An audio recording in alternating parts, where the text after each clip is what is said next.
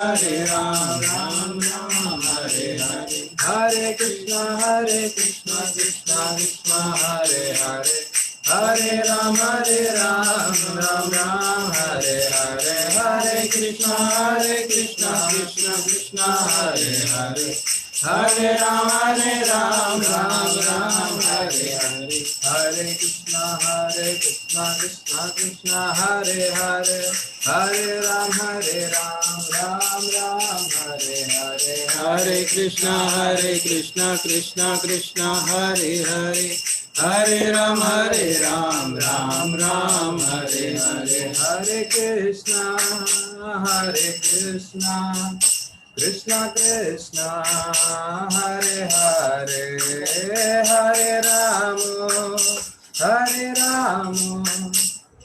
राम राम हरे हरे, हरे कृष्णा कृष्णा कृष्णा हरे हरे, हरे राम राम राम हरे हरे, जय राधा गिरिधारी राधे, जय राधा गिरिधारी राधे,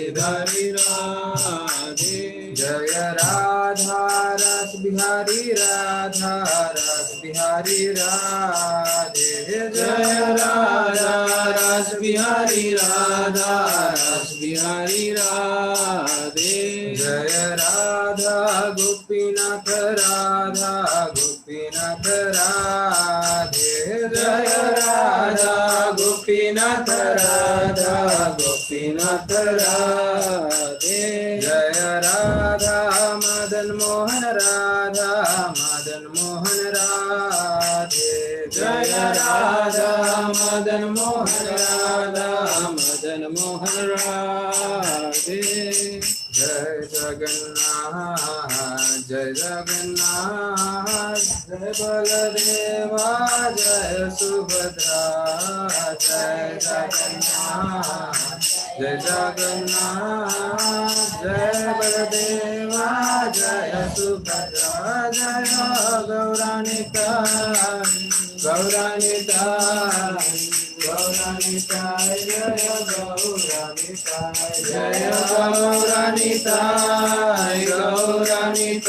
जय गौरानिताय जय गौरानिताय, नित्य गौर हरि बोल हरि बोल, नित्य गौर हरि बोल नित्य गौर हरि बोल हरि बोल नित्य गौर हरि बोल, जय जय प्रभुपाद जय जय प्रभुपाद, जय जय प्रभुपाद,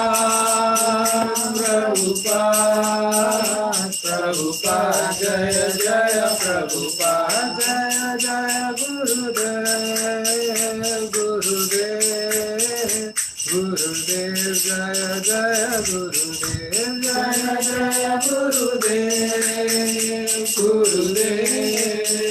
गुरुदेव जय जय गुरुदेव।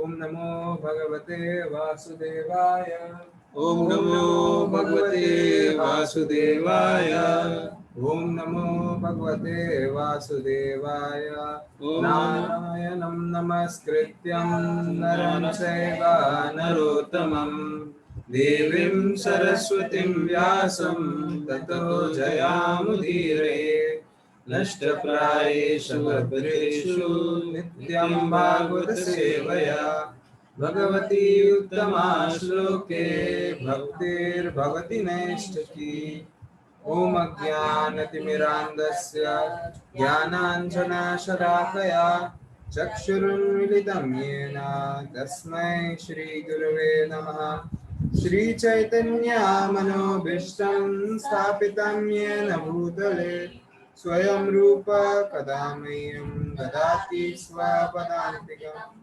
वन्देऽहं श्रीगुरु श्रीयुतापदकमलं श्रीगुरुन् वैष्णवांश्च श्रीरूपं साग्रजातं सहगणा रघुनाथान्वितं तं सजीवं साद्वैतं सावधूतं परिजनसहितं कृष्णचैतन्यदेवं श्रीराधा कृष्णपादान् सहगणा ललिता श्रीविशाखान्वितांश्च नमो विष्णुपादाय कृष्णपृष्ठाय भूतले श्रीमते भक्तिवेदांत स्वामिनिति नामिने नमस्ते सरस्वते देवे गौरवाणी प्रचारिणे निर्विशेष शून्यवादी पाश्चात्यदेशतारिणे नमो विष्णुपादाय कृष्णपृष्ठाय भूतले श्रीमते भक्ति सिद्धांत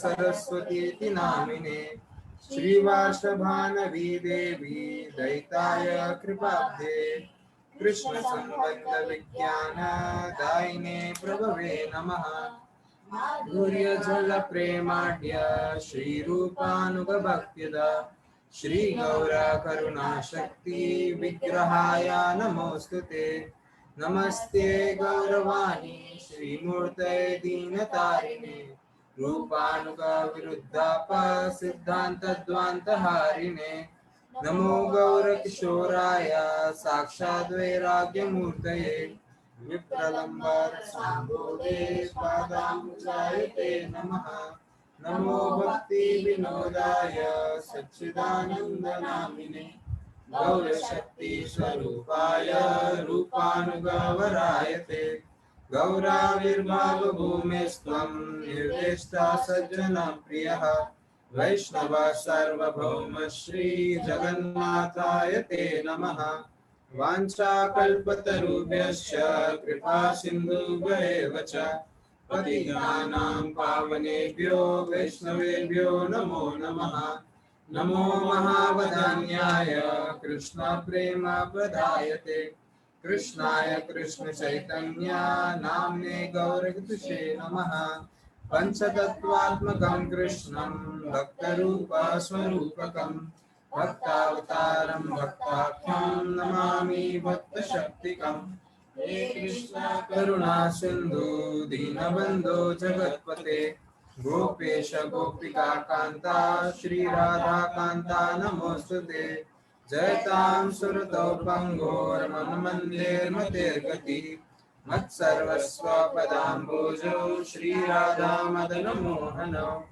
दिव्यद्वृन्दारण्यकल्पानुमादः श्रीमद्रत्नागार सिंहासनस्थौ श्रीमद् राधा श्रीलगोविन्ददेवो प्रेष्ठालगी सेव्यमानो स्वरामिनि श्रीमान् रासरसारम्भी वंशीवटाटटष्टितः कर्षणवेणुर्षणैर्गोपीर्गोपीनाथा श्रीस्तुनः सप्तकाञ्चन गौराङ्गी श्रीराधे वृन्दावनेश्वरी वृषभानुसुते देवी प्रणमामि हरिप्रिये जय श्री कृष्ण चैतन्य प्रभु नित्यानंद श्री अद्वैत गदाधर श्रीवासादि गौर भक्तवृंद हरे कृष्णा कृष्णा कृष्णा हरे हरे हरे राम राम राम हरे हरे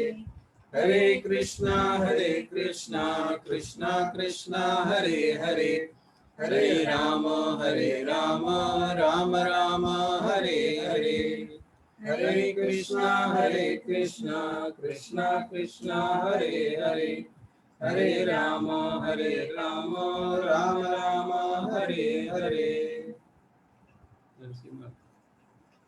नरसिंह आरती।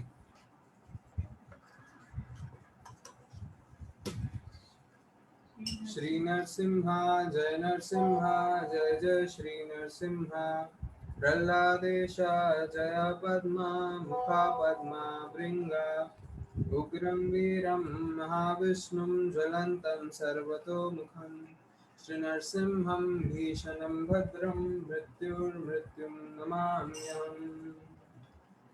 नमस्ते नरसिंहाय प्रह्लादलाददायिने हिरण्याकाशीपूर्वक्षः शिलशङ्खानखालाये तो न सिंहा परतो न सिंहा यतो यतो यामि ततो नरसिंहा बहिर्नरसिंहा हृदये नरसिंहा नरसिंहमदिं शरणं प्रपद्ये तव करकमलवरे नाथा अद्भुत नरसिंहा ललिता हिरण्यकशिपु तनुभृङ्गा केशवलीता नरहरिरूपा जय जगदीश हरे जय जगदीश हरे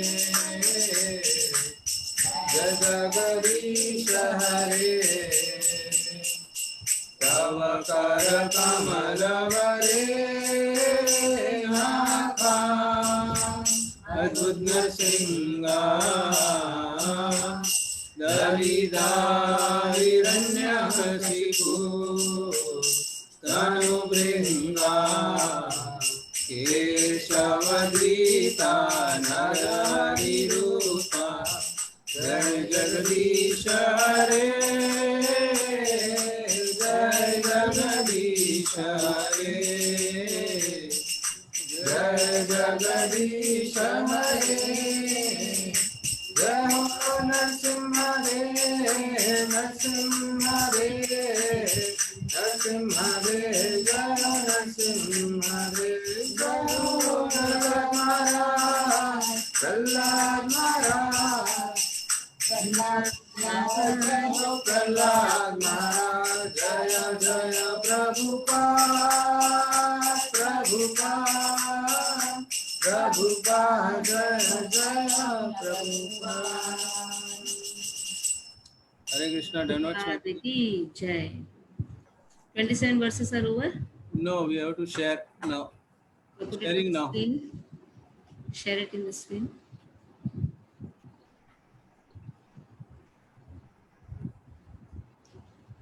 Yes, madam. राष्ट्रवाचा धर्मक्षेत्रे कुरुक्षेत्रे समवेतायुत्सवः मामका पाण्डवाश्चैव किमकुर्वत सञ्जय कार्पण्यदोषोपहत स्वभावः पृच्छामि त्वां धर्मसम्मूढचेता यस्याधिष्ठितं ब्रूहि तन्मे शिष्यस्तेऽहं शाधिमां त्वां प्रपन्नम् श्रीभगवानुवाच अशोचानन्वशोचस्त्वं प्रज्ञावादांश्च भाषसे गतासु न गतासूंश्च नानुशोचन्ति पण्डिताः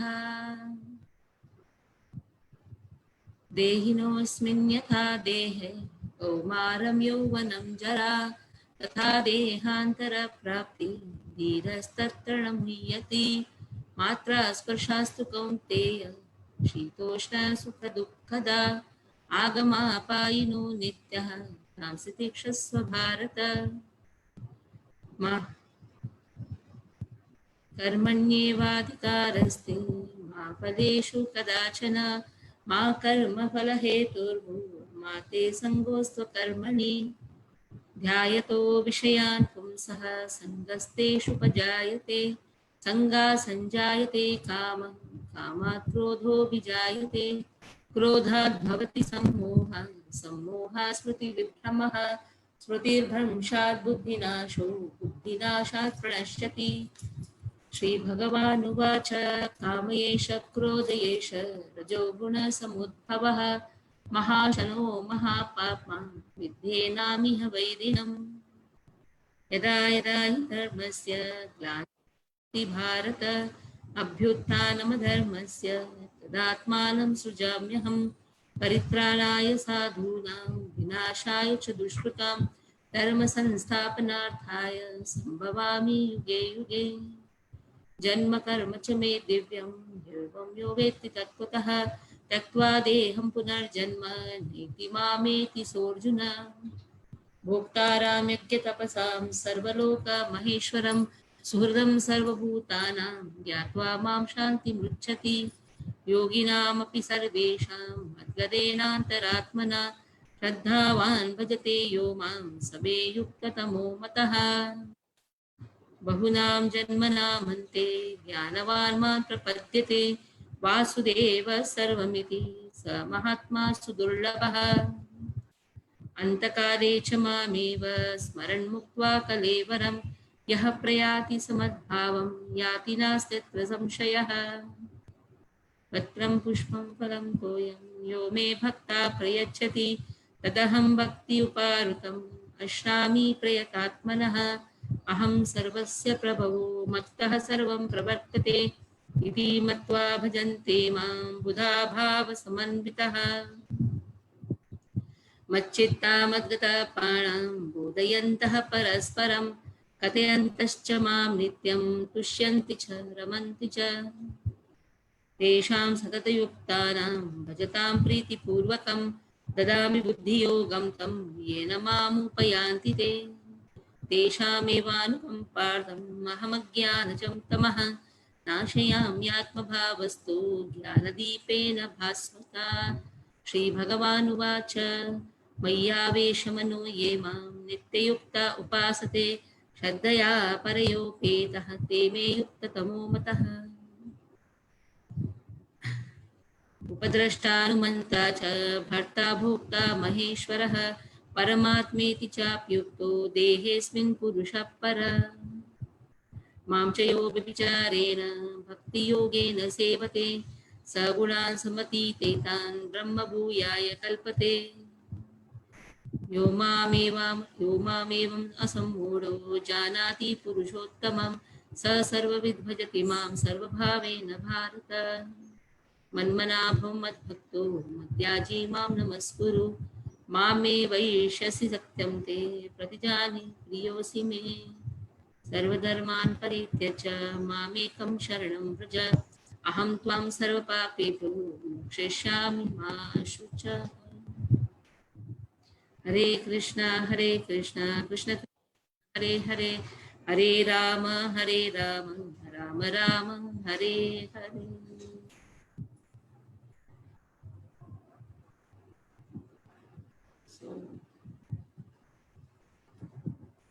So last time we saw how Krishna tried to explain to Arjuna that fighting is the only opportunity, better engagement he can have, and he should not hesitate to do that because he's a Kshatriya and there is no better engagement for him than fighting on religious principles, and he should not hesitate to do that. That is his Swadharma. Speaking about the Swadharma, we also saw Swadharma of the body and the Swadharma of the soul. Arthika Dharma and the Paramarthika Dharma. So Arthika Dharma varies from person to person because everybody's duty is different. So, but Paramarthika Dharma is common for everyone. So 31st and 32nd verse speaks about how he can enjoy by performing his duty, because his second reason was concerned about how am I going to enjoy? If I kill all my people, with whom am I going to enjoy? The first reason was they are my people, I cannot kill them. For that Krishna gave an elaborate explanation in 2nd chapter, 11th verse onwards to 30th verse. What is this my people, my people? Because aham mama iti ajnana. Aham mama. The moment we consider our body and body related people to be ours, that is actually ajnana. So the difference between soul, body, actually one is not killing the soul is never slain, the soul never becomes a slayer. So all this explanation was there to the 30th verse, 31st and 32nd verse is giving the explanation about enjoyment. The opportunity which comes onslaught for a Kshatriya without even seeking for it onslaught. then that opportunity actually opens the door to the heavenly planets.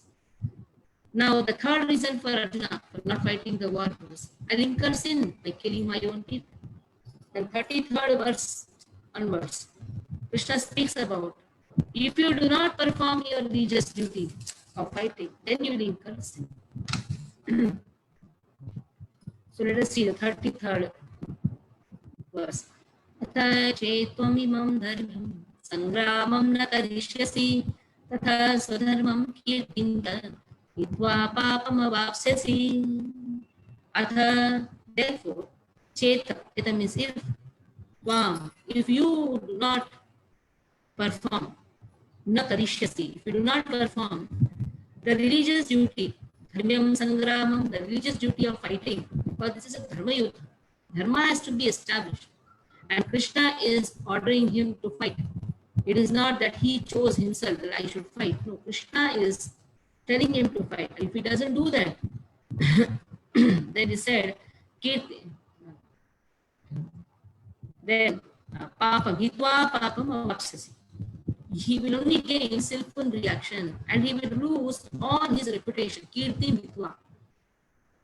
He will lose all the reputation. Arjuna was a famous fighter and he attained fame by fighting many demigods, including even Lord Shiva. After fighting and defeating Lord Shiva in the dress of a hunter, Arjuna pleased the Lord and received as a reward a weapon called Pashupatastra. Everyone knew that he was a great warrior, and even Duryodhana and Dronacharya gave him a benediction and awarded him the special weapon by which he could kill even his teacher. So he was credited with so many military certificates from so many authorities, including his adoptive father Indra, the heavenly king. But if he abandoned the battle, not only he neglected his specific duty as a Kshatriya, but he would lose all his fame and good name and thus prepare his royal road to hell. Very nice it has been said here. Royal road to hell. Because he is born in a royal family, but what is the use of being born in a Kshatriya family and not performing the duty, and because of which he has to go to hell? In other words, he would go to hell not by fighting, but by withdrawing from battle. Because he was always concerned about his people, and that is why he said, better is I go and beg. Better is I go and beg. That was what his concern was. He says, you will incur sin not by fighting, but by withdrawing yourself from the battle. And then what will happen? Akirtim chapi bhutani katayishyanti tebyam sambhavitasya cha kirti mananagati richate. Better you die, Krishna says. Death is better than getting a bad name. For a Kshatriya, then the question may come, just I have to kill my own people, for that should I be afraid? Let me get a bad name. It's not a problem. But I cannot kill my own people. But then here, Krishna says, people will speak about your infamy. And for respectable people, dishonor is worse than. So Krishna, both as a friend and philosopher to Arjuna, he says his final judgment. What is that? If you leave the battlefield before even the battle even begins, people will call you a coward. And if you think that people may call you bad names and that, but that you will save your life by fleeing the battlefield, then my advice is you would better to die in the battle. For a respectable man like you, ill fame is worse than death.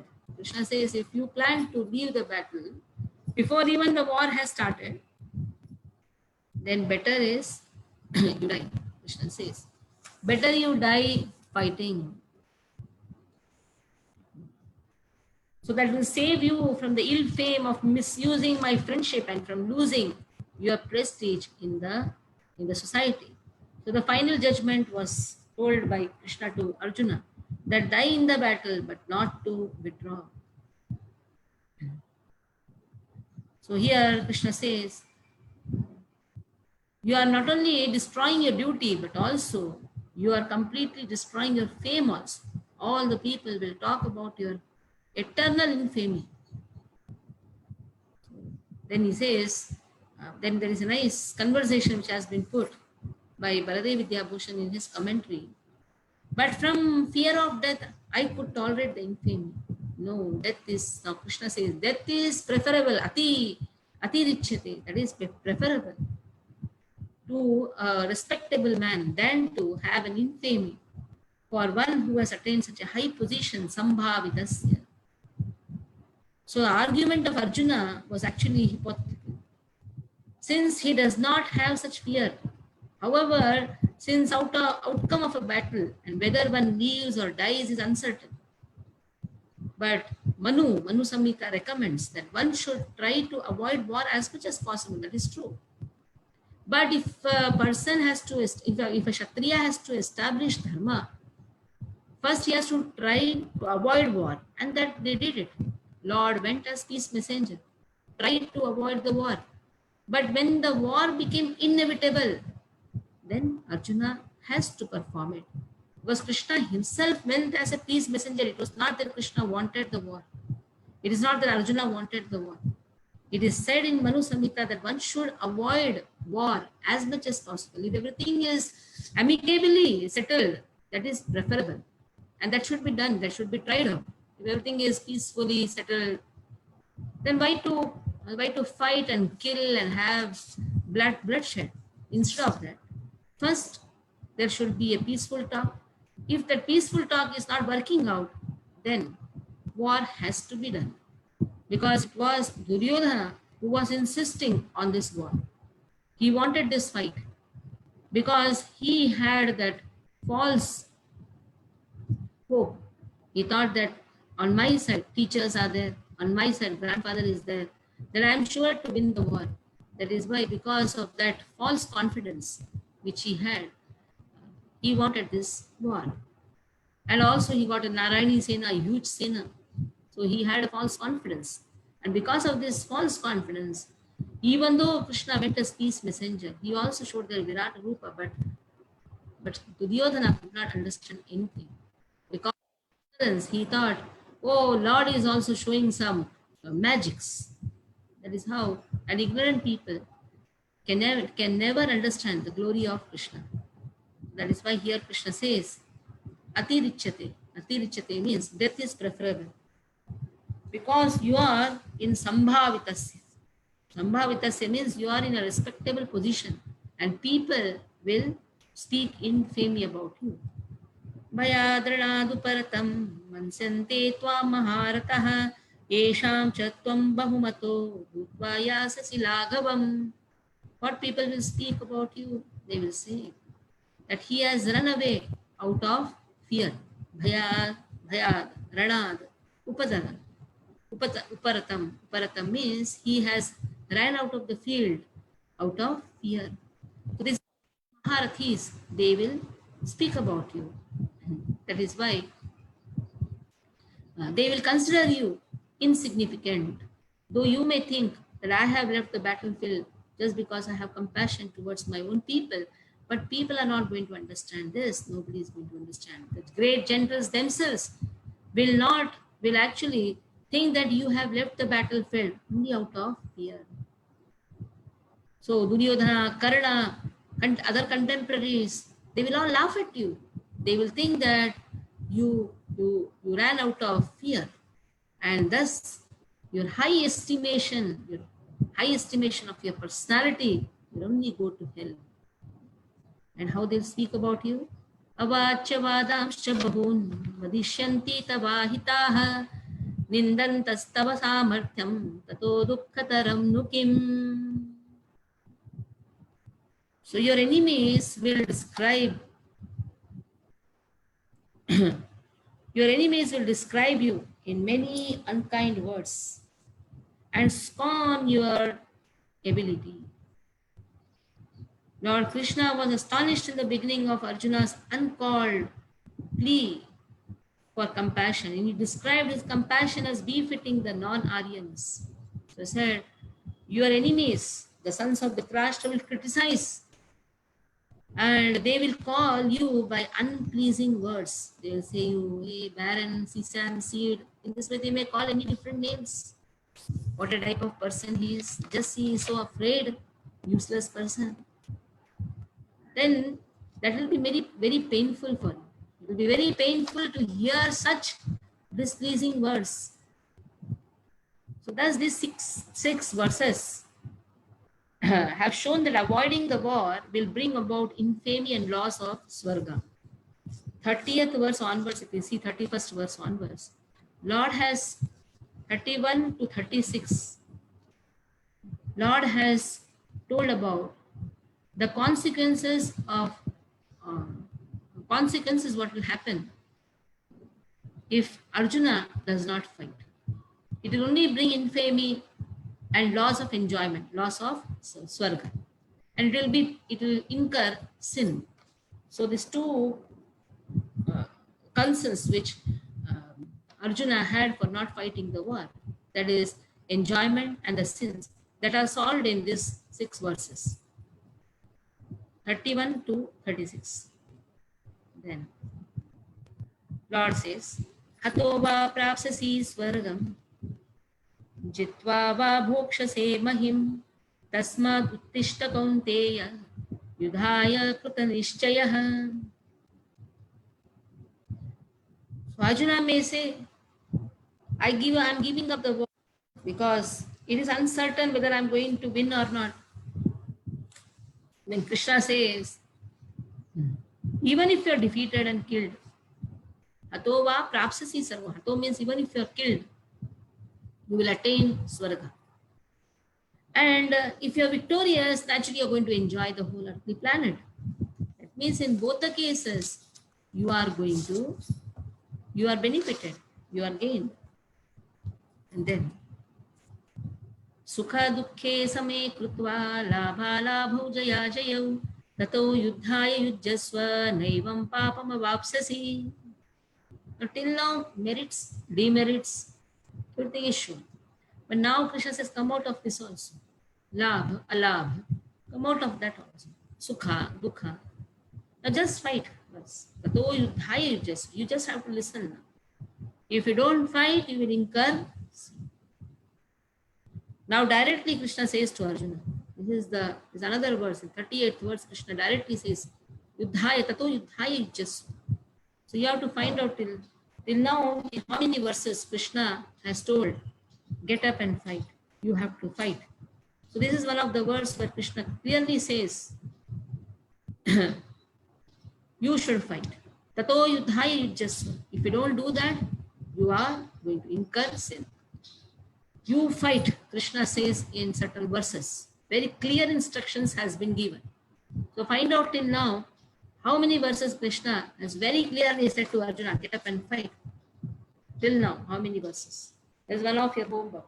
I hope you have written the questions, answers for the questions given last time. How many of you have not written? Then please write. Not written. So please write, there will be a revision for you. Acharya Prabhu is very sincere. He has written. So you should write. Lord Krishna now directly says to Arjuna that you should fight for the sake of fighting because he desires. Who desires? Krishna desires. So it is not that whether he likes, whether he does not like. He has to fight because Krishna wants him to do. Simple. Whether somebody likes to write examination or not. When teacher says you have to write, isn't it? You may say, I don't like to write examination. Then you should write because that is what teacher wants. When teacher says you should write, then you should write. Whether I like, whether I don't like, whether it is giving me depression, whatever. It is just like a fight only. Na? In the fighting scene, what happened? Arjuna was completely depressed by seeing his own people. When you are seeing 75 questions before you, you are sweating, you are losing your balance, you are forgetting your name also. It may happen. All these depressions things may happen when you see so many questions before you. but writing examination is always beneficial for you. Like for fighting is always beneficial for a Kshatriya, the fighting thing which comes on sort is always beneficial for him. Like you did not seek for questions, but it came on its own, and it is good for you because it is going to increase your knowledge of Bhagavad Gita. You will become more confident of every verse of Bhagavad Gita. Bhagavad Gita words has to be relished. So this examination is only a uh, so-called arrangement by which one can read the verses more nicely and relish the verses. Tushyanti cha ramanti cha. One can relish the verses if he can understand the verses. That is why in the beginning itself, if you are not serious in taking up the studies of Bhagavad Gita seriously, then what will happen? Ayaram, Gayaram. It will come, it will go. You will just hear one day, and by next Sunday, you will forget whatever you have heard. That is why this examination keeps you always on that moment. Every day you will be studying, at least for writing 1 question, 2 questions, 3 questions, you will be studying the verses. So now Krishna says you have to fight. There is no consideration of happiness or distress, profit or gain, victory or defeat in the activities of Krishna consciousness. That everything should be performed for the sake of Krishna is transcendental consciousness, so there is no reaction to material activities. He who acts for his own sense gratification, either in goodness or in passion, is subject to the reaction, good or bad.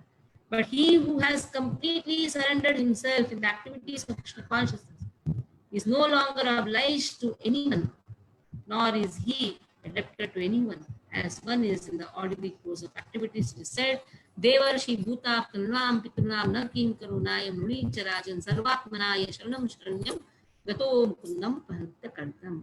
Whoever has completely surrendered to Krishna, for him, actually there is no duty. He is not obliged to anybody. He is completely surrendered to Krishna means he will just do what Krishna wants. That means he is not performing an activity out of some desire. So there is no reactions to whatever he is doing. There is no reactions. That's why there is no duty. When you say duty, duty means wherever there is some reaction. So Arjuna was always concerned about I will be incurring some sinful reactions. So Krishna says you will not be incurring sinful reactions because I want you to fight. When Krishna wants something to be done, there is no reaction for the actions done under the guidance of Lord. So this is the indirect hint given by Lord to Krishna in this verse. And the matter will be more clear in the following verses. So without being attached to happiness, its cause, victory, whether I like, whether I don't like, what is the cause of all these things, without having attachment to the cause, effect, and all these things, even without having attachment to any kingdom, whether it is defeat, whether it is a success or a failure, one should just engage in the activities given by Krishna. If Krishna has ordered, one has to fight. One has to perform that activity. So now, 39th verse. येषा ते विहिता सांख्ये बुद्धिर्योगे त्विमां शृणु बुद्धया युक्तया पार्थ कर्मबन्धं प्रहास्यसि येषा ते अभितः. Till now I have described Sankhya. Now I start describing Buddhi Yoga. Till now I described Sankhya Yoga. But now I am going to describe Buddhi Yoga. So what is Sankhya Yoga? Last time we had discussed. Sankhya means counting in the hands. Who am I? Am I body? Am I soul? Analytical discussion about matter and soul. Am I earth? Am I water? Am I fire? Am I ether? So in this way, we are trying to find out who am I? Am I this 24 material elements? No, I am not this nati. And then I come to the conclusion I am not the body and soul. That is known as jnana. That is also known as Sankhya. Sankhya Yoga, Jnana Yoga. Application of this Jnana Yoga is known as Buddhi Yoga. Now I have the knowledge. Okay. What is the knowledge? Difference between body, that is matter, soul, and God. So knowledge means to know the difference between God, matter, and soul. And when a person knows this, he should apply it also. That application is known as Buddhi Yoga. So Krishna says, till now I have described Sankhya. Now I am going to speak about Buddhi Yoga. Buddhi Yoge Timamshu. Buddhaya yukto yaya patham karma bandham prahasyasi. Buddhaya yukta. If you perform an activity with intelligence, then you will be released from karma bandham. So performing an activity with intelligence, that is known as Buddhi Yoga. Applying the knowledge is known as Buddhi Yoga. So now Krishna is going to give knowledge about Nishkam Karma Yoga. Nishkam. Nishkam means without any desire. Performing an activity that can only happen when that activity is done for Krishna. It's not that you do an activity and then you don't have a desire. Any activity, if it is done for personal sense gratification, it has desire. If an activity is done keeping Krishna in the center, then that activity is known as Nishkama Karma Yoga. Yoga has been given. Yoga means connecting this Nishkama to Krishna. Naishkarimyam api achyuta bhava varjitam na shobhate jnanamalam niranjan. If the Naishkarmyam is without achyuta bhava, there is no achyuta bhava, there is no bhava for Krishna, then such nishkama karma is senseless. Sometimes you may think, oh, I don't have any desire, I don't expect anything. You may not be expecting anything for yourself. You should always expect something for Krishna. If you don't expect something for oneself, that is wonderful. But expecting something for Krishna is always wonderful. What is that? You should know how to connect everything in Krishna. Sometimes a parent may think, oh, no, I have grown my children. I don't ask anything to them. I have just left them. I don't even ask 1 rupee from my children.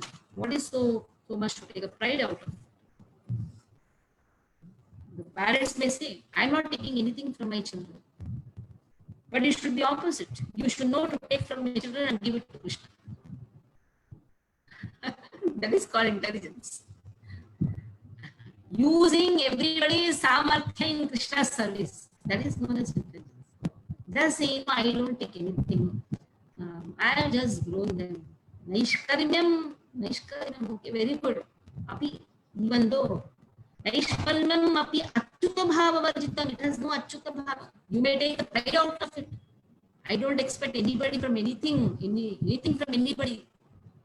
Then you may take a pride out of it. That is also actually feeding your ego. That is also feeding the ego only.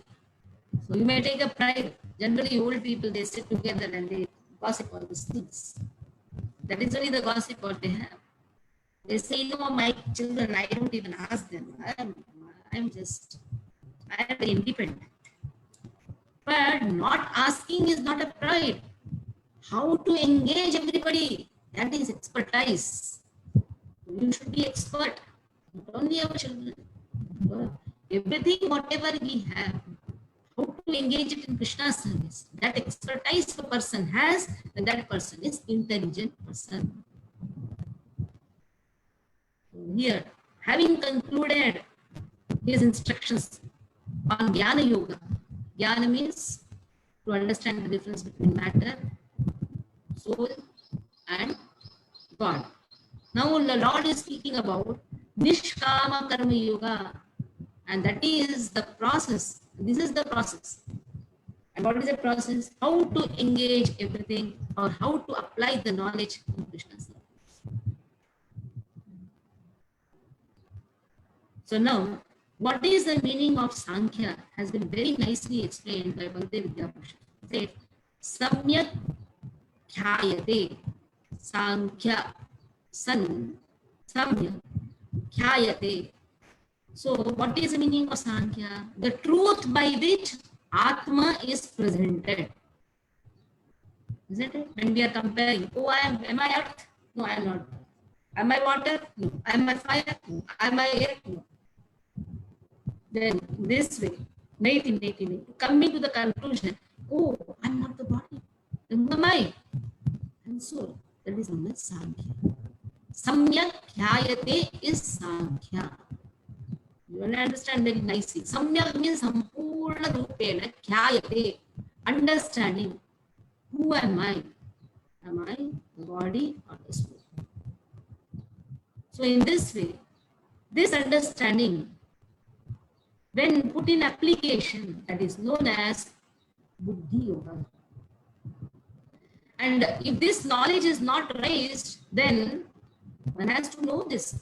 If the person doesn't know this, then still the impurities are there in his heart. That is why hearing about this knowledge is very, very important. Then only Karma Yoga can be performed. Generally, people say, Lord has told to do karma. No, Karma Yoga. It is not just karma. It is Karma Yoga. When Krishna speaks about karma, it is Karma Yoga. Karma Yoga also means Buddhi Yoga. So Buddhi Yoga also means Nishkama Karma Yoga. Karma Yoga, that means performing all the activities for Krishna. That is known as Karma Yoga. But for that, Atma Jnana is very important. Without Atma Jnana, how am I going to perform Karma Yoga? If I just identify myself with this body, oh, I am this body, I am this body, then naturally there is an attachment to do for this body. Then the success or the failure, it has a great impact on our consciousness. But if a person performs all the activity without having any desire and having Achyuta Bhava, that means for love for Krishna, then that activity becomes Nishkama Karma Yoga. This Nishkama Karma Yoga is the beginning of Bhakti Yoga. It is the beginning. Nishkama Karma Yoga. Then comes Bhakti Yoga. In Nishkama Karma Yoga, somewhere a person has attachment even for the work. Like a doctor. Then I like that profession, maybe 100% I am doing it for Lord. But I like the thing what I do. But even that attachment to the thing, to the activities what I like, that attachment is also a small contamination. So what is Bhakti Yoga? Not having attachment even for the work and also for the fruits of the work. Whatever Lord wants, if Lord wanted Arjuna to sweep the battlefield, he should do that. That is known as Bhakti Yoga. For Lord doing anything and everything. If the spiritual master wants us to do something, then we have to do it. Like Bhakti Siddhanta Saraswati Thakur wanted Srila Prabhupada to go to the West and preach. Srila Prabhupada did this. There is no choice of what I want and what I like and what I don't like. That is known as Bhakti. So Bhakti Yoga is more superior than Nishkama Karma Yoga. At least in Nishkama Karma Yoga, the attachment for the fruits are not there. Bhakti Yoga, even the attachment for the work is not there. But Nishkama Karma Yoga is the beginning to understand the actual meaning of liberation. Liberation means mukti. Mukti tvanyatha rupam swarupena vyavasthiti. So what is our swarupa? Our swarupa is Krishner Nityadas. We are eternally servants of Krishna. So in this way, say, still now I have spoken about Sankhya Yoga. Now I'm going to speak about Buddhi Yoga. And if you know this Buddhi Yoga, if you work with intelligence, you can be liberated. You can liberate yourself from all the bondage of work. Because work itself becomes a cause of bondage. The same work will become the cause of liberation also. Like over drinking of milk gives stomachache. The same milk, if used as as dahi becomes the cause of cure.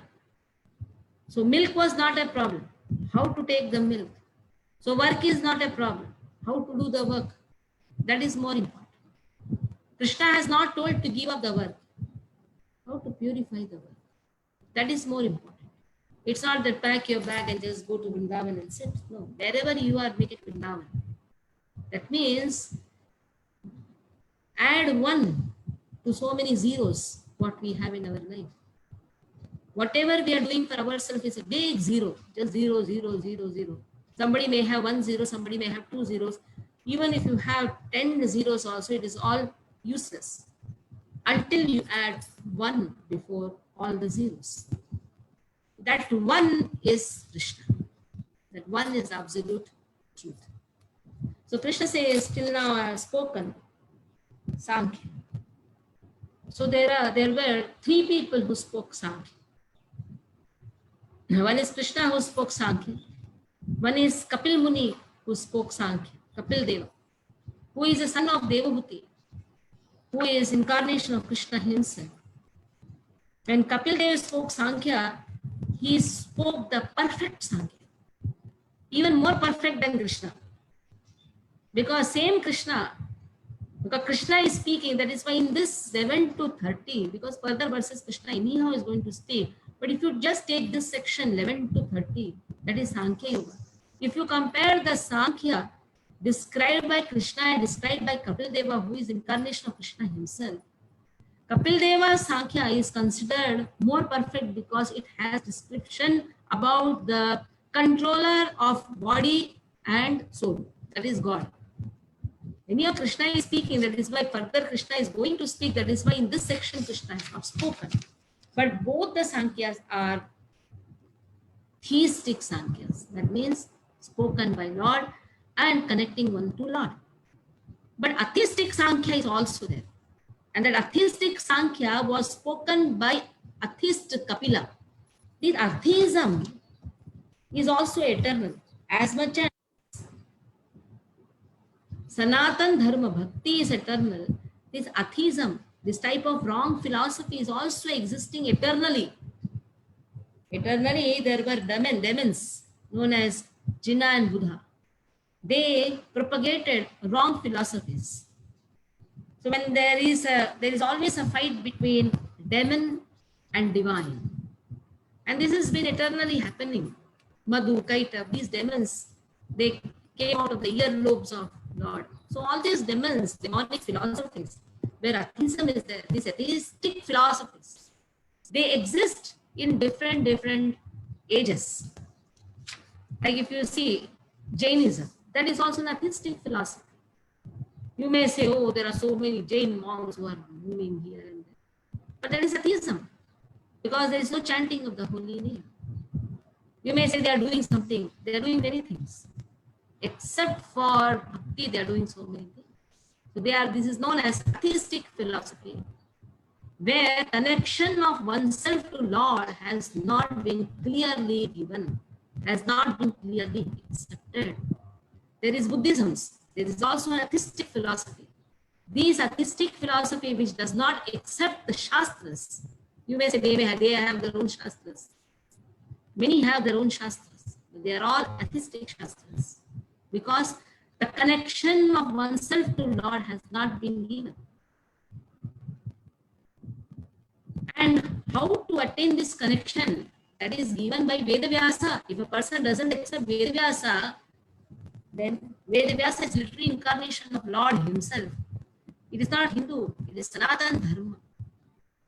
Other all dharmas are just very new dharmas, which has been created by a human.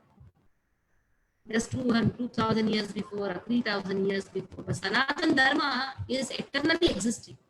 And eternally atheistic philosophies are also existing. These atheistic philosophies always come in way of theistic philosophies. That means they try to fight with the devotees of Lord. And there was an atheistic impostor, that is atheistic person. His name was also Kapila. And what is this atheistic philosophy? They just describe about the soul and body, the soul and matter. controller of soul and matter is not spoken. Even though in Krishna's Sankhya, soul and body has been spoken. Control of soul and body, that matter has not been touched by Lord, because in future verses it is going to come, further verses it is going to come. And Krishna himself has spoken, that is why it is not a theistic philosophy.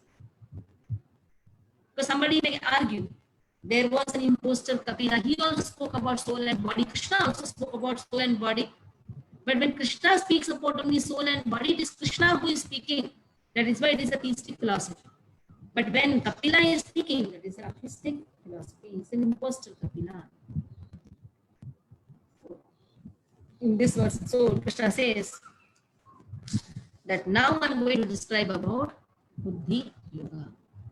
This Buddhi Yoga here, the controller of body and soul is given. That is Buddhi Yoga. Application of the knowledge that I'm not the body, I'm soul. How to apply everything for the satisfaction of Lord, that is actually Buddhi Yoga. So in this endeavor, in this Buddhi Yoga, in this endeavor, even if a person has done a small thing, that is not going to be wasted. The 40th verse Krishna clearly says, in this endeavor, Neha vikramana shusti pratyavayo na vidyate swalpamapyasya dharmasya trayate mahato bhaya. Swalpa means even if a small endeavor is done, small, very little, in what? Na iha, in this endeavor, in this bhakti yoga or buddhi yoga when matures become bhakti yoga. So in this process, even if a small advancement is there that protects a person from the dangerous type of fear. So one may take this verse, oh wonderful, even if I chant just one round, that is enough. Krishna is going to protect me from the greatest type of fear.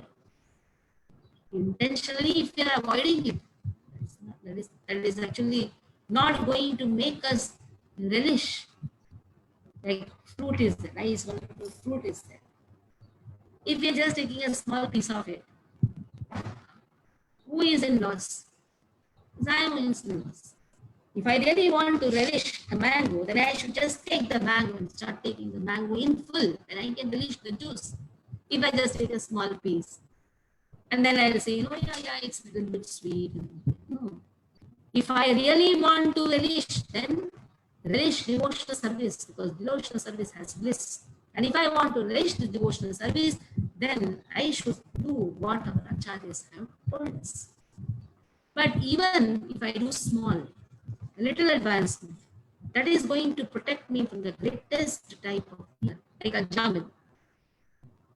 Example of a jamil is there. Now, a jamil, he just chanted Narayana's name at the time of giving up his body. Actually, he was calling his son. He did not call Lord also. He just called his youngest son because he was suffering from the pain of death. Then Vishudutas came and protected him. So, in this endeavor, even if a person has not done completely, just a small thing he has done, he will be protected from the greatest fear. And what is the greatest fear? Or greatest, the first fear is death. The next fear is what type of body we are going to get in the next lifetime. Again, a nice example is of Jada Bharat. King Bharat was a wonderful Maharaja. He was a Raja Rishi. He left everything, went to the forest, and there he was doing a lot of tapasya. Came across deer, got attached to the deer, started protecting this deer. And then when he was leaving, he just thought about the deer. And what happened? He got the deer's body. And then afterwards, in the deer's body again, the bhakti is not lost. That is why even if a person has done full or small, Bhakti will never be lost. 100% cannot be done. But if a person does 100%, wonderful. Even if he has not done 100%, even if he has done small, or if he has done 50% or 61%, he will be getting this devotional service in the next lifetime. Now, Jada Bharat is a very rarest example. Now, the greatest fear is what type of body am I going to get in the next lifetime? So somebody can say, now Jada Bharat, he was a king in the previous lifetime, and he did devotional service, and he did it to much larger extent. How is it that he got a deer's body? He should have got a human body, just because he was attached to the deer. But at the time of getting the body, he was thinking about the deer. That is why he got the deer's body. But one thing is wonderful, in that deer's body also, he did not forget devotional service. That is how we should understand. Greatest type of fear is not only getting what type of body in the next lifetime. Oh, am I going to forget devotion in the next lifetime? So devotion is an asset. Devotion is a wealth which should not be lost in any of the lifetime. So if a person has done a small devotion, that is going to go with him in the next lifetime. Even if he has done 1%, then he will start with 2%. Even if he has done 100% in material life, he has to begin with 1%. He has to begin with 0%, isn't it?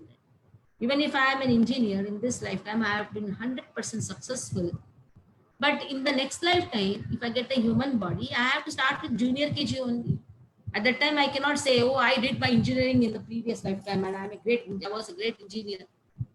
But still, you have to study from the 1% itself. But if a person has performed certain amount of devotional service in this lifetime, he will be continuing it in the next lifetime. So that is how Krishna protects the devotion of a devotee. Even if a person has done small thing, it is not lost. It will be continuing in the next lifetime. So devotion is not lost. Even if the body is lost, devotion is not lost. So that is how, even if a person, there is a nice verse which has been speaking about, again, extreme end. What is the extreme end? Tetva swadharmam charnambujam hare bhajan napakko atapate tato yadi yatra kvava bhadram buddhamashyakim kovartha to avajadam swadharmataha. Tektva swadharmam charnambujam hare. Tektva swadharmam, I gave up all my swadharma. That means the bodily duties, and I just took the lotus feet of Krishna and just joined the temple. And there, bhajan napakvo athapate tato yadi. There also I go and nicely sleep 2 times, taking prasad and then sleeping the whole day. Generally it happens. Brahmachari ashram, it happens. And when somebody told Srila Prabhupada, this person is just having prasadam and sleeping the whole day. Prabhupada told he's performing pure devotional service. Taking prasadam is mercy of Krishna. And lying down, Prabhupada said, this is Dandavat Pranam. He's performing pure devotion. But Prabhupada's words came true. After Prabhupada left this earthly planet, the same person translated so many books of Srila Prabhupada. So it may seem that this person is not doing anything. Tektva swadharmam charanam bhujamari apak bhajan apakva. There also bhajan also is not being properly. Mangalarti does not come. All the time he is sleeping, just taking 2 times prasadam and sleeping the whole day. Still, this verse says there is no loss. Yatra kvava bhadram buddhamashyakim uvarta to abhajatam sudharmataha. Abhajatam, he is not doing any bhajan but performing his duties very nicely. He is a wonderful father, wonderful brother, wonderful sister, everything wonderful, wonderful. But he is not doing any bhajan. Abhajatam. Here Abhajatam refers to he is not surrendered to Lord. He does not accept the superiority or superior position of the Lord. He is not surrendered to Lord. Then what is the use of performing all these duties? Anyhow, the body is fit. All these things are gone. He has no faith in Krishna. then what is the use of doing so many wonderful activities? There were so many people, so many forefathers who had done wonderful activities. Nobody is remembered. But on the contrary, here, he is not doing his duty, neither he is doing his devotion. But one thing, what he has done, he has surrendered to Krishna. At least in that case, he is doing his duties, but not surrendered to Krishna. Here, he is not doing his duty also, he is not doing his bhajan also properly, but one thing, he is surrendered to Krishna. How to understand this words? Very difficult to understand, isn't it? There is a child who goes to the school every day. Very, very naughty, troubles everybody in the school. Now the schools are closed. Just assume the schools are open and the child goes to the school and is very naughty, very mischievous. On the other hand, there is a child who is very, very good, stays at home and studies.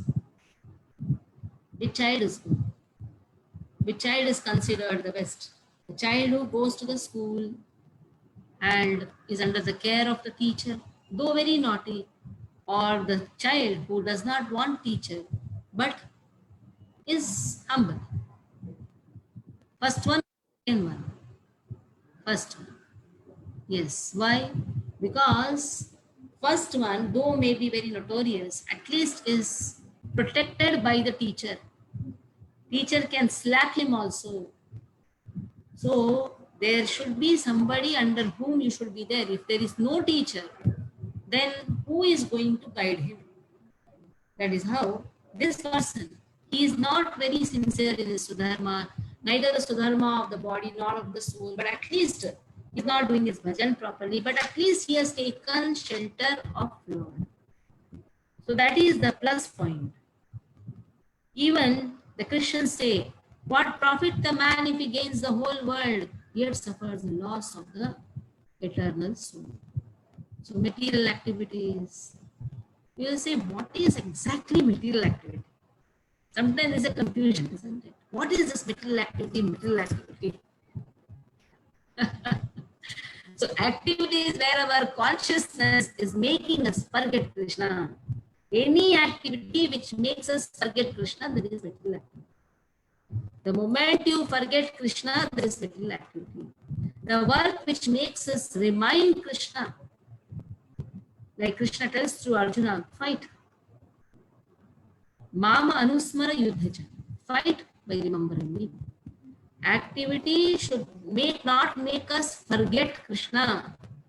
Like cooking is one activity, it should be done for Lord. Going to office is also a wonderful activity, but that should not make you lose your paramarthika dharma. If you're not getting time to chant, then such activities are actually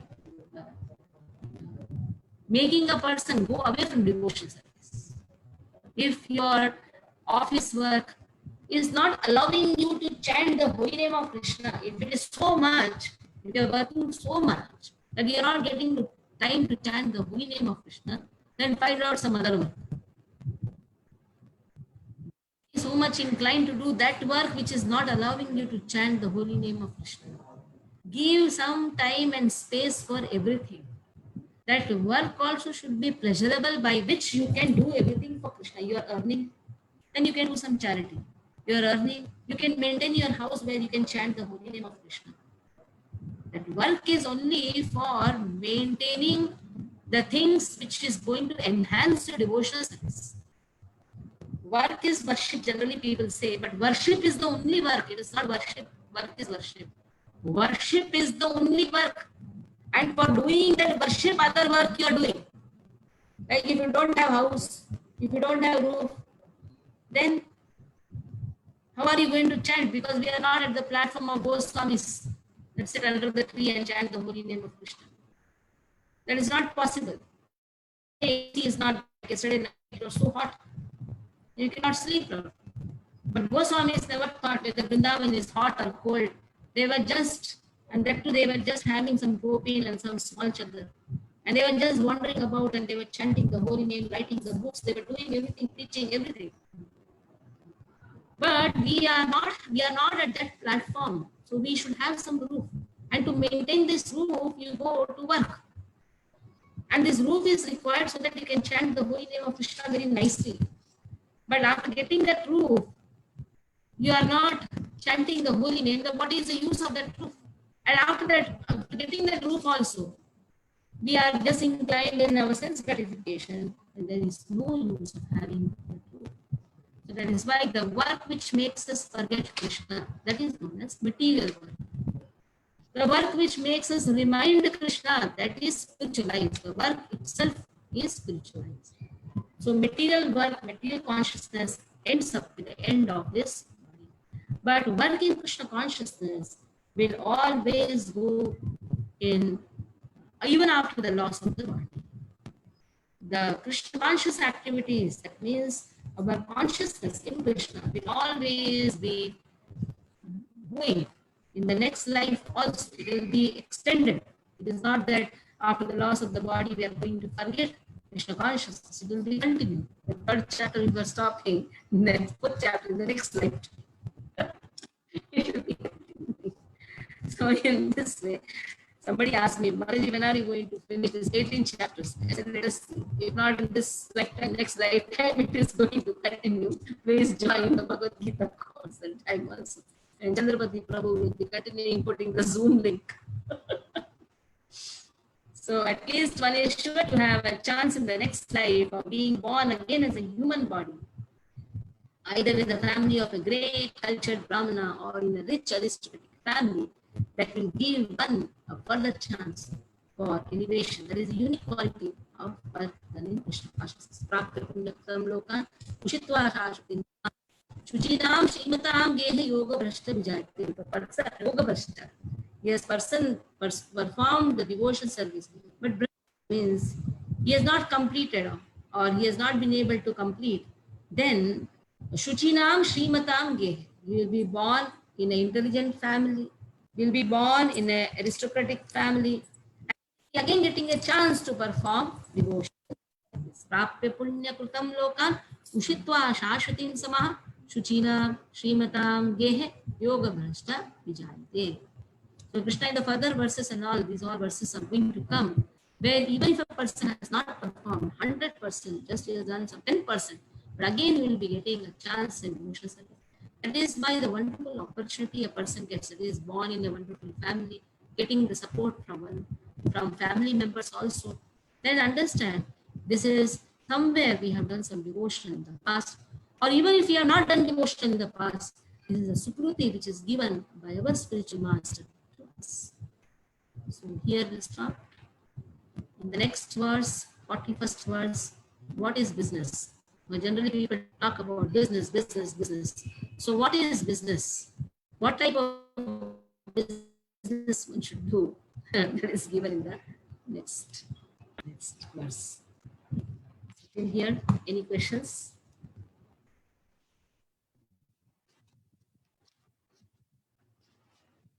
Somebody asked me, Mataji, are you a businesswoman?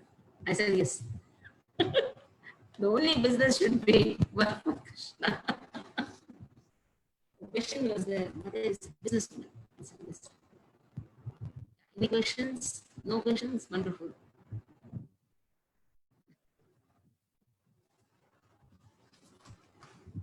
Unmute yourselves.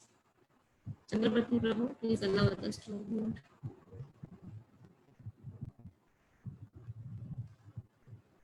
Able to unmute? Unmuting, Mataji. 1 minute. Yeah. Unmute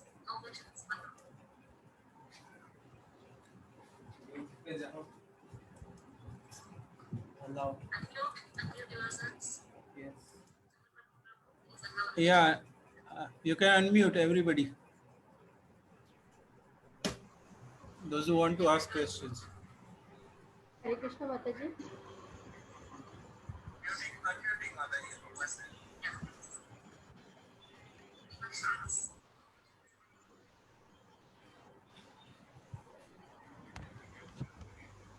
Hare Krishna Mataji.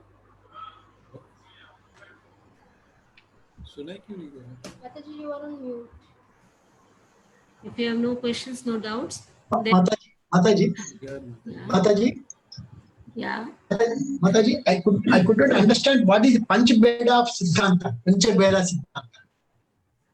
Panchabeda, na 5 differences. Body, body, that is matter, matter, matter, soul, matter, God. Soul, soul, soul, God. Oh. Matter, matter, matter. There is difference between earth and water. There is difference between earth and fire. There is even difference between even earth and earth also. Within that also there is difference. So matter, matter, matter, soul, matter, God. Soul, soul. Every jiva is unique. Every jiva is different. Soul, soul, soul, soul, God. When a soul leaves a body and enters another body, will the person be having what? Having what? Having memory? So it is Krishna's plan. Krishna makes us forget. That is good. Devotional service is not lost. But memory, which is not required, that is lost. You fought with somebody in the previous lifetime. Why we should remember all those things? Somebody told me so many things, because we remember so many things, isn't it? Within this lifetime itself, we remember so many things, especially what somebody spoke to me ill, what somebody did good to me, that we generally forget. Somebody speaks something wrong to me, I remember. That means all negative things we always remember, but positive things we generally forget. But Krishna's mercy is we are forgetting even those negative things also, what we have done in the past. There is Krishna's mercy onto us. Just remember, just imagine, we have come in so many lifetimes. In some lifetime we were maybe we were dogs. Some dog came and barked on me. Then I also barked on that. Are you going to remember all these things? If we go on remembering all these things, then we have a list to remember. And we don't have that capacity. Krishna says, I and you have passed so many lifetimes. I remember all the lifetime, what one has done. But a jiva has a tendency to forget what he has done. That is jivatma, jivatattva. Okay, any other doubt? Mataji, generally they say, I don't know, I'm just asking. Shankaracharya's philosophy is Mayavadi philosophy, is it, Mataji? Mayavad atheistic philosophy. Mayavada masat shastram prapannam bauddhyam uchyate. Adi Shankaracharya, who is Lord Shiva himself, he says that I am going to appear in the Brahmana Murtina, in the form of a Brahman. But to speak a wrong Shastra, that was a work given to Lord Shiva. Lord Shiva is the greatest devotee of Krishna. That is why even before starting with atheistic philosophy or Mayavad philosophy, he said, Narayanam paro vyaktat. Narayana is above everything. Because he himself is the devotee of Lord. Though he himself is devotee of Lord, but he has been told to speak a wrong philosophy. That is why those spoke about everything wrong, wrong, wrong. But before leaving, he says, Bhaja Govindam, Bhaja Govindam, Govindam, Bhaja Bodhamati. So he cannot remain. He cannot remain without Bhaja Govindam. One has to speak about Govindam. Now Jainism, one minute, somebody has spoken. Jainism does not consider Rishabdev as God. Rishabdev is one of the avatara of Krishna. And Rishabdev has spoken about chanting of the holy name, which is not done. They consider Rishabdev as one of the Tirthankaras. They consider, in fact, all the Tirthankaras as Rishabdevs. There is a problem. That is where atheism comes. Atheism means not understanding that there is one God.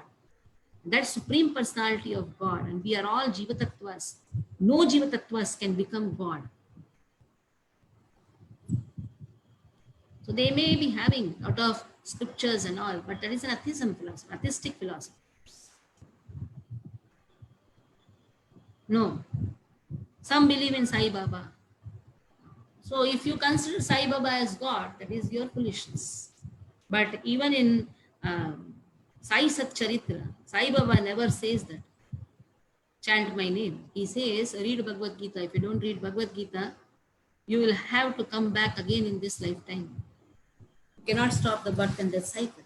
It is very much clearly given. Now, Buddha. Lord Buddha, he spoke an atheistic philosophy, but he is not an atheist. He spoke an atheistic philosophy. He says Vedas are wrong, but because that was an emergency. On the pretext of the Vedas, on the strength of the Vedas, or on the conclusion of the Vedas, people were just sacrificing animals because they wanted to eat animals. Animal slaughter was going on so much. It was going on so much, like just on the name of Vedas. They were trying to gratify their senses. So Lord had to appear. Lord had to appear. So Buddha is incarnation of Lord, which has been given in Bhagavatam also. Lord will appear, but he will be speaking an atheistic philosophy. He will be speaking an atheistic philosophy. What is an atheistic philosophy? Which is not taking Vedas into consideration. He says Vedas are wrong. At that time the question came, are you God? He kept quiet. So some people understood that he's God, some people thought he's not God. Because if you say Vedas, means God is there.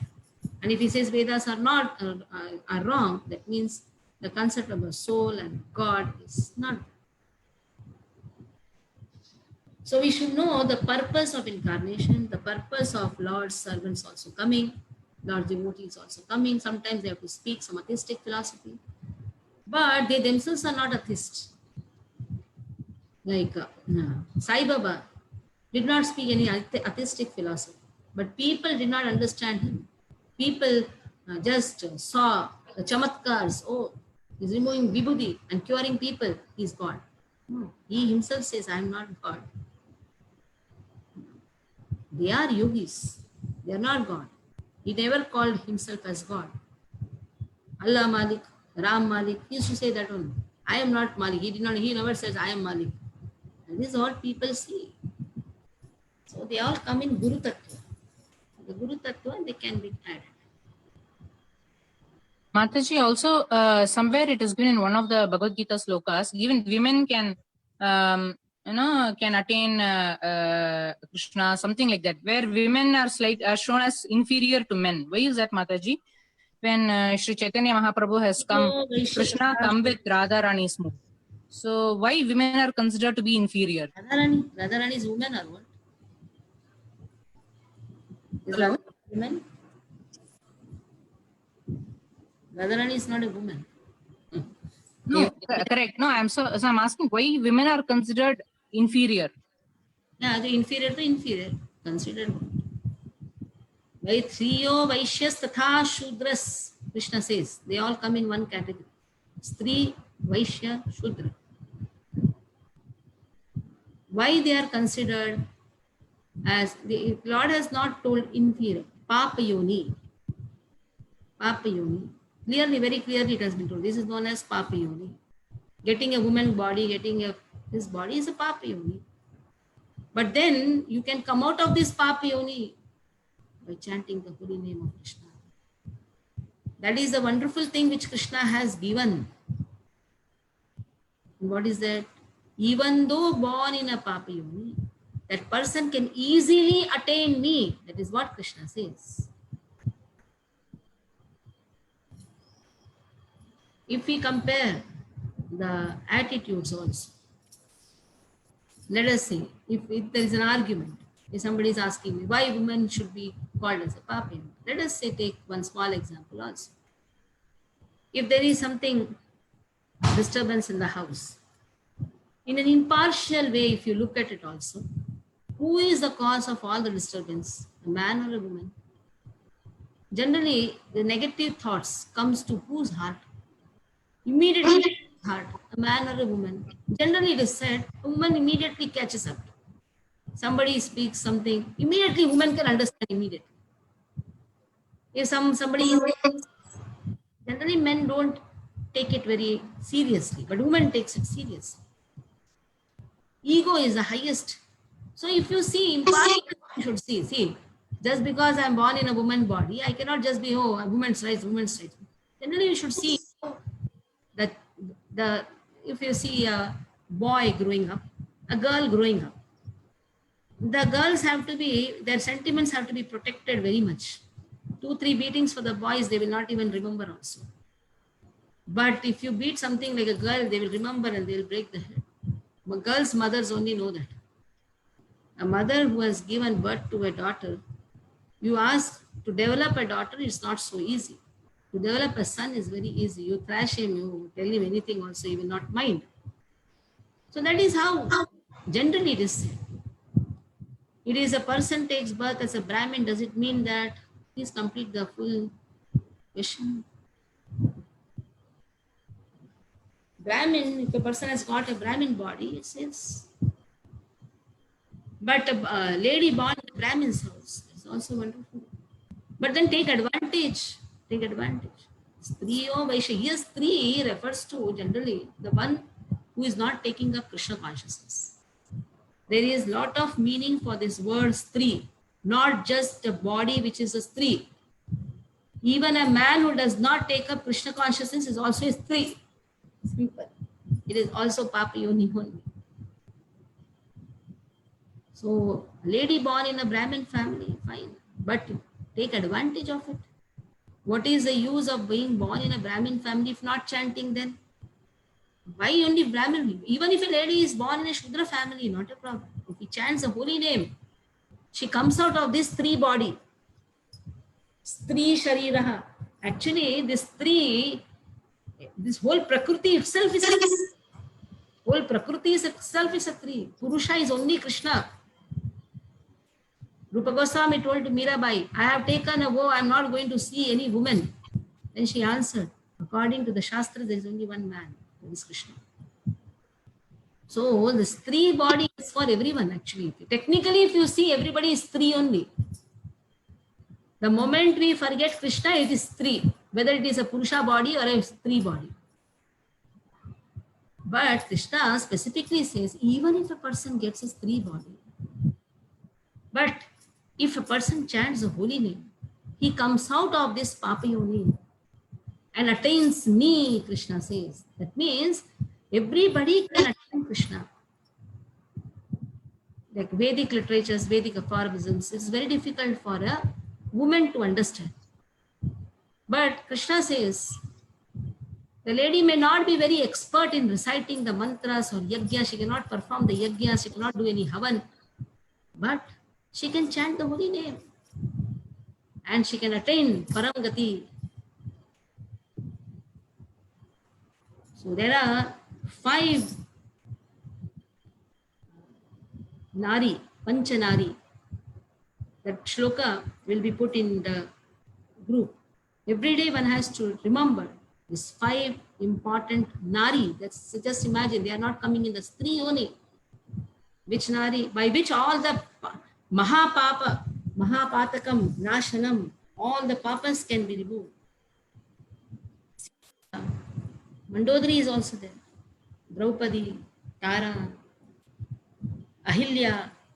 The person remembers these 5 Naris every day. Then you say only Stri should remember Stri? No, everybody has to remember. Everybody, Ahilya, Tara, Mandodari, Sita, Draupadi. If a person remembers these 5 Panchanari, he can come out of all his sins. So being born in a woman's body is not a problem. Forgetting Krishna is a problem. So Krishna has never told that this is inferior. Krishna said, even though it may be a Papa Yoni, it can be, it cannot be also. But remembering Krishna is more important. So just fighting for women's right is not. Who are the five Naris? Please tell me again. Ahilya, Draupadi, Sita, Mandodari. Four are there. Fifth one? Ahilya, Sita, Draupadi. Kunti Mataji. Haribol, put that in the group. Kunti Mataji. Kunti Mataji. Kunti. Okay. Put it in the. I'll put now.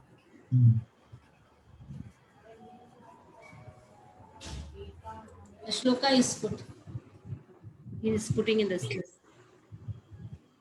Tara is there, Mandodari is there, Sita is there, Draupadi is there. Nice shloka this. Okay, any other question? The Tara is Mataji, why Vali's Mandodari? wife, is it Mataji? Who's Tara? Ahilya, Draupadi, Sita, not Tara, Ahilya, Draupadi, Sita, Mandodari. Ahilya, Draupadi, Kunti, Tara, Mandodari. They are called 5 Panchakanyas. Tell loudly, tell loudly. Ahilya, Hmm. Draupadi, Kunti, Tara, Mandodari. They are the Sita. 5 Panchakanyas. Sita, Sita, Sita. Is not there? 5. Put that shloka. I'm just actually my system is not working properly. I Okay, in your group it will come. In the group it will come. Thank you, Mataji. Here will stop. Children program has to start. Thank you, Mother. Namaste.